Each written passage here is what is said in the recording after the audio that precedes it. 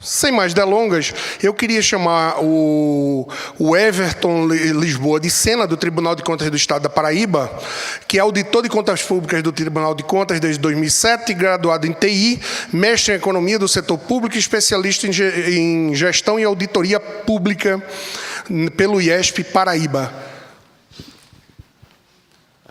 Aqui? Eu sempre quis usar um negócio desse, toda vez me dá um microfone móvel. Bom dia a todos.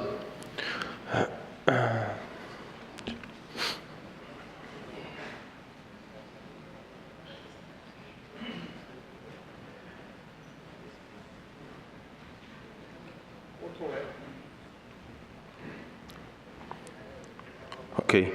Eu tentarei ser breve. O título do trabalho é Análise de Risco das Gestões Municipais, o modelo de resposta qualitativa para subsidiar as auditorias do Tribunal de Contas do Estado da Paraíba.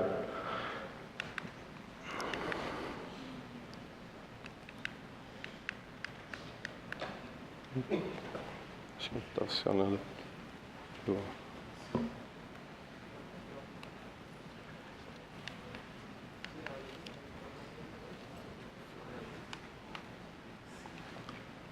Desculpa. Passador aqui, acho que não...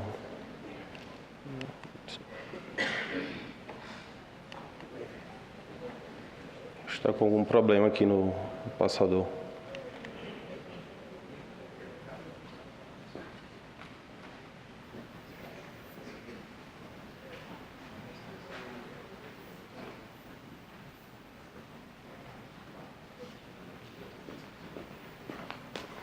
Bem, então, os objetivos do trabalho foi desenvolver um modelo de resposta qualitativa capaz de avaliar o risco das prefeituras municipais paraibanas e verificar quais variáveis apresentam impacto na probabilidade de um gestor obter parecer contrário à aprovação das contas pelo Tribunal da Paraíba. Então, para isso, a gente teve que se aproximar um pouco da teoria econômica no tocante à corrupção, uma vez que a gente está em busca de detectar o comportamento, digamos assim, daqueles maus gestores. Então, um conceito breve do que é corrupção, abuso de poder público ou corporativo para benefício privado. Esse conceito é o conceito utilizado pela Transparência Internacional e também pelo Banco Mundial. Então, nessa revisão da literatura, a gente conseguiu levantar alguns fatores que, digamos assim, facilitariam, seriam algumas causas da corrupção. Seriam as fortes restrições ao comércio, subsídios governamentais, baixa remuneração dos agentes públicos, ausência de transparência em normas e processos e fatores sociais. No lado das consequências, citamos o aumento da desigualdade, a diminuição do crescimento econômico, diminuição da capacidade de arrecadação de impostos, as distorções nos gastos públicos e a diminuição da qualidade do setor público como um todo. Então, muitas vezes é difícil estudar a corrupção, porque muitas vezes alguns fatores se comportam como causa e também como consequência. No caso aí, eu cito a desigualdade, que ela pode ser uma causa da corrupção, mas também pode ser uma consequência. Essa evidência foi apontada no estudo citado abaixo. Então, passando já para como foi montado a base de dados ela contempla dados do Tribunal Superior Eleitoral, do IBGE, do Atlas de Desenvolvimento Humano do Brasil e do próprio Tribunal de Contas. Esses dados foram tratados, foram sumarizados e organizados para formar a base que serviu para o estudo. Então, a descrição bem resumida dos dados coletados. Em relação aos dados do IBGE, foram coletados mais dados referentes às características como microrregião, área do município, a população. No tocante aos dados do TSE, Os dados se referem mais às características do gestor, o Ato de Desenvolvimento Humano, o IDHM, do Tribunal de Contas, os dados de receita, despesa, dados sobre a apreciação das contas no período de 2009 a 2012 e os dados sobre denúncias e débitos imputados e multas aplicadas. Então, eu coloquei apenas alguma parte descritiva dos dados para termos uma ideia, não é? Apesar da Paraíba em área territorial estar entre os 10 menores municípios, né, do país, quando se trata em quantidade de municípios, ele está entre os 10 que mais têm municípios. E isso, como a gente está falando de fiscalização de municípios, causa uma maior dificuldade ao órgão de controle. Então, outro fato também é que essas prefeituras, elas têm um nível de receita bem parecido, como podemos observar através do histograma das receitas. Em 2012, a mediana, por exemplo, das receitas era cerca de 12 milhões de reais. Então, são bem parecidos. Já voltando para a questão que serão nossas variáveis de interesse lá na frente, aqui um gráfico mostrando a evolução dos débitos imputados referente às contas de 2009 a 2012. A gente vê um crescimento e do lado direito desse gráfico de barras a gente vê o número de pareceres contrários também numa certa crescente. Então, nesse período de 2009 a 2012, quase 100 milhões de reais foram imputados a gestores municipais. Bem, mas dentro daquela revisão, né, da literatura, nos chamou a atenção o trabalho do Mauro, e aí uma citação, né, que ele fala que os governos corruptos, né, nem sempre atuam nos melhores interesses dos seus cidadãos e a tendência, basicamente, é gastar mais naqueles itens em que são de mais fácil desvio e de mais difícil detecção. Então, é bem simples a ideia do modelo. Se um agente corrupto está entre uma oportunidade que dá um retorno de 35% de propina e entre uma que dá um retorno de 10%, isso considerando o mesmo risco de ser detectado, obviamente ele vai passar a investir mais recursos, digamos assim, naquele onde ele possa obter um maior retorno. Então, a evidência disso foi eu apenas peguei um caso para ilustrar.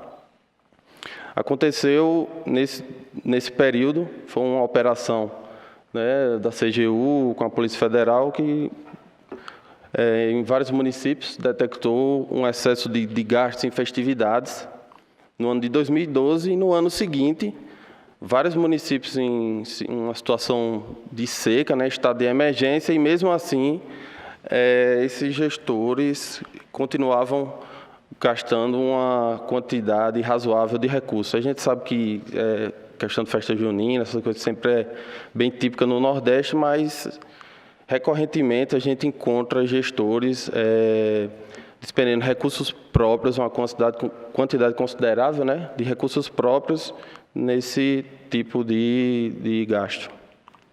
Então, a técnica utilizada é bem conhecida, a gente utilizou a regressão logística, né, foi desenvolvida por volta da década de 60 e é bem utilizada em áreas como ciências biomédicas, economia, ciência da computação e marketing. Então, o resultado da regressão logística é uma probabilidade, né, da ocorrência do evento de interesse entre 0 e 1. Então, a estratégia empírica foi a seguinte: estabelecer uma variação, né, dois modelos. Um modelo que determinasse a probabilidade do gestor obter um parecer contrário na análise das contas anuais realizadas e um que determinasse a probabilidade do gestor ser condenado a devolver recursos públicos. E para isso foi utilizado os dados referentes ao ano 2009 para estimação dos parâmetros e testado o ajuste modelo para os exercícios seguintes. Então, no primeiro modelo, a variável binária é 1, no caso de contas com parecer contrário, 0, no caso de contas com parecer favorável, da mesma forma para o modelo 2. Então, especificamente sobre os gastos, a gente elaborou alguns índices, que bem simplória a elaboração, mas que demonstra mais ou menos quanto o gestor estava gastando em cada elemento de despesa e alguns índices também, como gastos com educação, gastos com saúde. Então, foi feito um correlograma, né, das variáveis quantitativas, apenas 2 variáveis ali altamente correlacionadas, mas não foram utilizadas simultaneamente em nenhum dos modelos. Uma delas é população e receita, é normal que estejam altamente correlacionadas. Outra, dentro dessa parte descritiva, também me chamou a atenção saber se tinha alguma correlação entre o volume de bens que o gestor declarava lá ao TSE e o que foi constatado de desvio de recursos, né, no julgamento das contas. Então, a gente fez uma análise para os 4 exercícios, né, com as 4 prestações de contas e não encontrou nenhuma correlação significativa. Então, foi utilizado o R para estimação, né, com alguns pacotes, e método stepwise para seleção de variáveis pelo critério menor, e C, a curva ROC, matriz de confusão, o teste WALD para os coeficientes, e o teste Rosman-Lehmann-Show para também testar o ajuste modelo. Desculpa. Então, para o primeiro modelo, retornando para a nossa variável de interesse, a gente vê aí mais ou menos como é a proporção de pareceres contrários e pareceres favoráveis, lembrando que também, até quando os dados foram coletados, havia um certo, algumas contas ainda não julgadas. Então, depois de estimar o modelo, a gente detectou que o aumento no índice de gasto com serviços de pessoas jurídicas e também com despesas anteriores, todos esses fatores tinham impacto no aumento da probabilidade de ocorrência de parecer contrário. E o fato interessante também, o gestor sexo masculino, apesar de ser um impacto ser bem pequeno, eu não coloquei os efeitos marginais aí, mas também foi estatisticamente significativo para explicar.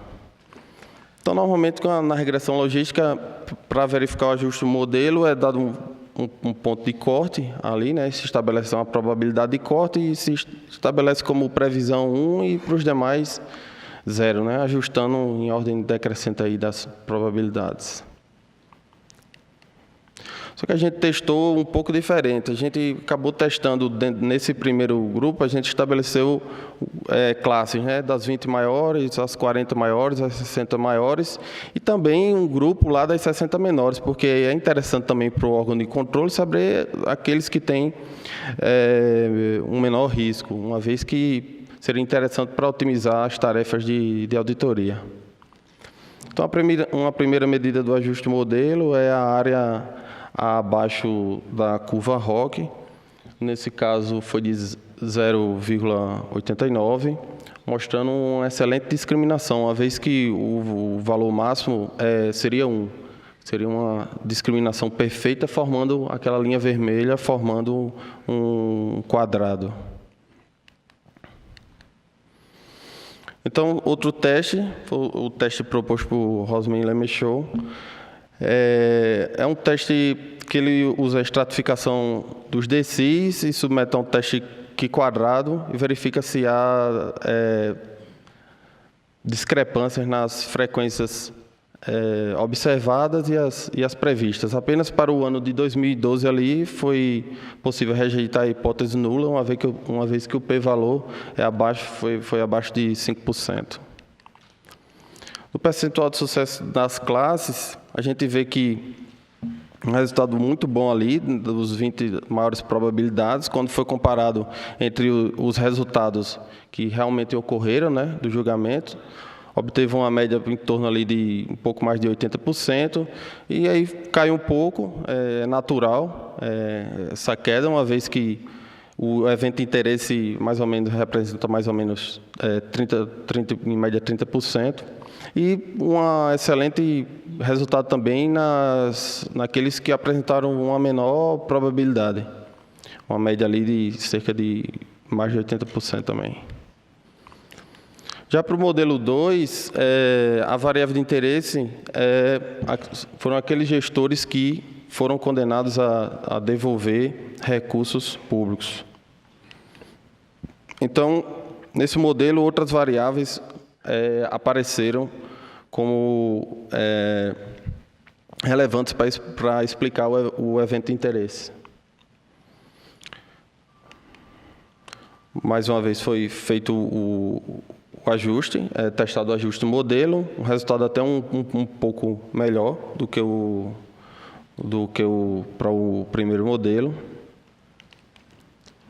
E o percentual de sucesso nas classes, nos anos seguintes, não foi tão bom quanto o outro, mas a gente vê que, pelo menos ali das 60 menores probabilidades geradas, o resultado foi bem satisfatório.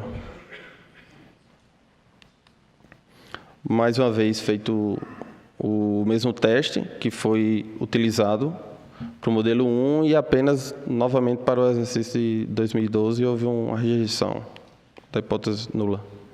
Outro fato interessante também foi a gente avaliar como aquelas administrações já lá no primeiro ano de gestão apontadas como tendo um maior risco, elas se desenvolveram nos outros anos da gestão. Então, a gente estabeleceu o seguinte, que durante os 4 anos de gestão, aquele gestor que não teve nenhum parecer contrário apresentava um risco baixo, o que obteve um ou 2, um médio, e o que obteve 3 ou todas as contas rejeitadas, um risco alto. Então, quando a gente fez essa comparação entre aquele grupo das maiores probabilidades e o das menores probabilidades, a gente verificou que no primeiro grupo de maior risco, 58% obtiveram 3 ou 4 pareceres contrários, enquanto no grupo de menor risco apenas 2% estavam nessa classe. E também a maior parte desse grupo é formado por gestões de médio e baixo risco, mais de baixo risco, inclusive, ou seja, aqueles que passaram toda a gestão e não obtiveram nenhum parecer contrário em suas contas. Então, como considerações finais, em ambas as regressões, os índices elaborados com as despesas, apresentaram significância estatística, foram capazes de explicar o evento de interesse, variáveis como o sexo do gestor, os bens declarados, também se mostraram importantes para os modelos. E outra parte interessante que eu não apresentei aqui, até por questão do tempo também, é que prefeituras localizadas em determinadas micro-regiões apresentaram maior risco em relação às demais e abrem espaço aí para uma análise mais profunda sobre o efeito regionalizado desses maus gestores. Então, é uma pequena contribuição, mas já é um início. Obrigado.